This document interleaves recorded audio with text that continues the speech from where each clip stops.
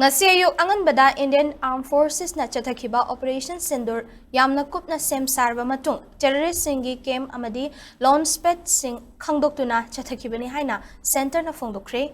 New Delhi da ngasi ayuk pangthokiba press briefing amada Foreign Secretary Vikram Misri, Wing Commander Vyomika Singh amadi Colonel Sophia Kuresina Operation Sindur gi matangda paumi singda paudam khibaga loinana ngasi target tawkiba terrorist singi camp sing adugi matangda su sugaina thamki.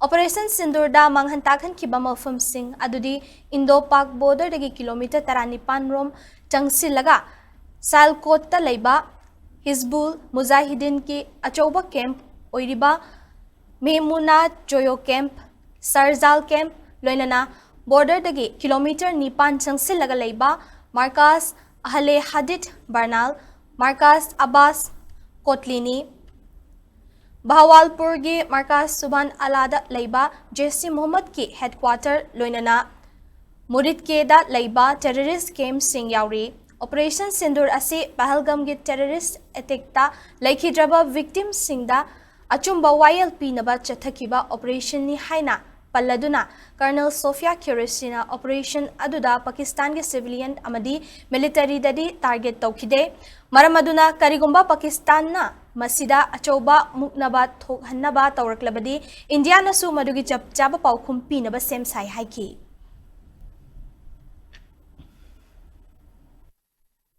For Operation Sindur was based on credible intelligence inputs and role of these facilities in perpetrating the terror activities. The locations were so selected to avoid damage to civilian infrastructures and loss of any civilian lives, so that there will be no collateral damage. The point of impact in each of the target was a specific building or a group of buildings.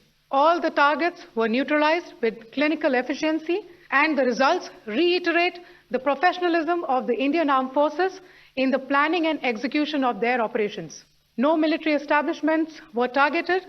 India has demonstrated considerable restraint in its response.